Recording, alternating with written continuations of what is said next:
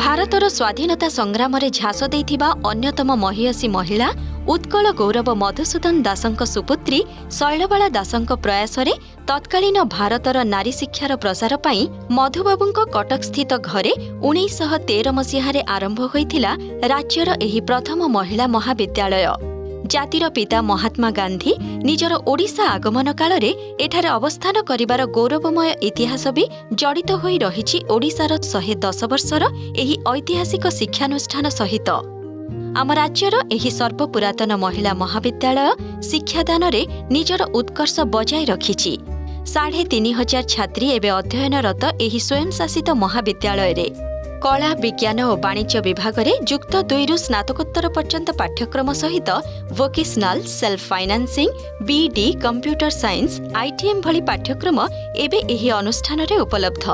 3ଟି ଅତ୍ୟାଧୁନିକ smart classroom, 70,000ରୁ ଅଧିକ ପୁସ୍ତକ ଥିବା ଲାଇବ୍ରେରୀରେ ଇ-ଜର୍ନାଲ, ଇ-ବୁକ୍ ସୁବିଧା ସହ 24 ଘଣ୍ଟିଆ ଇଣ୍ଟରନେଟ୍ ବ୍ୟବସ୍ଥା ରହିଛି। ଏସବୁ ସହିତ ମହାବିଦ୍ୟାଳୟ ପରିସରରେ gym, language library, photography club, conference hall ସହିତ ଏନ୍ସିସି, ଏନ୍ଏସ୍ଏସ୍, ସ୍କାଉଟ୍, ରେଞ୍ଜର୍ସ ଭଳି ସୁବିଧା ମଧ୍ୟ ଉପଲବ୍ଧ।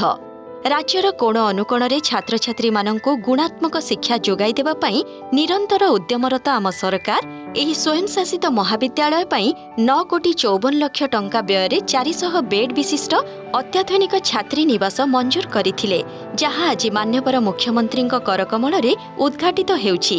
ଏଥିସହିତ ମହାବିଦ୍ୟାଳୟ ପାଇଁ ମଞ୍ଜୁର କରାଯାଇଥିବା 35,21,00,000 ଟଙ୍କା ବ୍ୟୟରେ ନିର୍ମିତ ହେବାକୁ ଥିବା 9 ମହଲା ବିଶିଷ୍ଟ ନୂତନ ଏକାଡେମିକ୍ ବ୍ଲକର ଶିଳାନ୍ୟାସ ମଧ୍ୟ ମାନ୍ୟବର ମୁଖ୍ୟମନ୍ତ୍ରୀଙ୍କ କରକମଳରେ ଅନୁଷ୍ଠିତ ହେଉଛି।